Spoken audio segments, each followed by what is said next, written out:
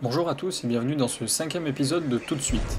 Il y a déjà quelques semaines sortait un trailer qui est entre-temps devenu le trailer le plus visionné de tous les temps.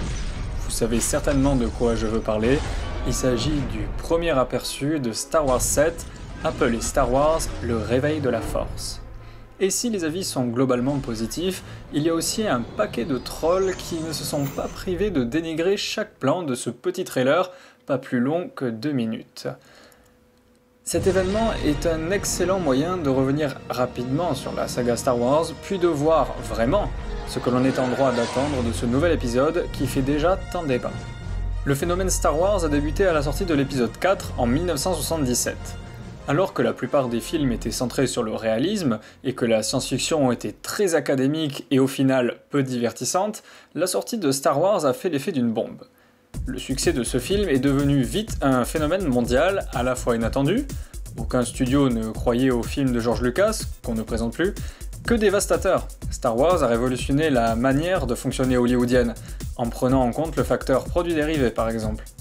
Très vite, la suite est mise en chantier et en 1980 sort l'épisode 5 qui connut un succès tout aussi important et, détail assez méconnu, le film n'était pas réalisé par George Lucas mais par Irving Kershner.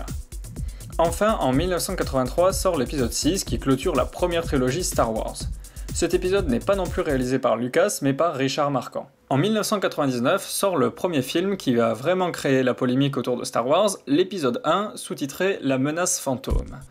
Cet épisode est le premier opus de la prélogie, une trilogie qui relate ce qu'il se passe avant les épisodes 4, 5 et 6. Moins orienté action et plus diplomatie, ce film et les nouveaux personnages qui le composent ont divisé les fans. Et les 2 autres épisodes, même s'ils ont reçu un meilleur accueil, n'ont pas réussi à faire oublier le premier épisode. Depuis que Star Wars a été racheté par Disney et que l'épisode 7 a été annoncé, on a pu voir une tonne de fans hurler au sacrilège. Je vais prendre 3 de leurs arguments et essayer de voir s'ils sont ou non pertinents. Alors, argument numéro 1, c'est produit par Disney, donc c'est nul. Quel est le point commun entre Sixième Sens, Le Prestige et Good Morning Vietnam ? Ils ont tous été produits ou distribués par Disney. Ce n'est pas parce que Disney a fait La Reine des Neiges qu'ils ne savent faire que des films pour enfants ou familiaux.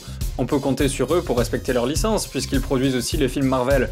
Et même s'ils ont eu quelques ratés, on peut dire que leurs films sont globalement de qualité. Pas de souci à avoir de ce côté-là donc. La seule inquiétude que l'on peut avoir, c'est celle de la surexploitation. Une nouvelle trilogie a en effet été annoncée, mais aussi une série de spin-offs sur des personnages de la saga qui sortiront entre chaque épisode. Argument numéro 2, c'est pas George Lucas qui réalise, donc c'est nul. Désolé de vous décevoir les amis, mais George Lucas n'est clairement pas un excellent réalisateur. Ses plans sont plats et conventionnels, et le tout manque souvent de dynamisme. En revanche, ce qui a fait que Star Wars a marché, en dehors des effets spéciaux révolutionnaires pour l'époque, c'est l'univers qu'il a créé de toutes pièces.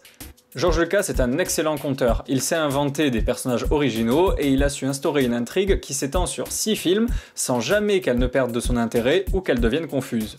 C'est le travail d'adaptation de son histoire en scénario par Lawrence Kasdan qui est une des sources du succès de Star Wars. Et devinez quoi ?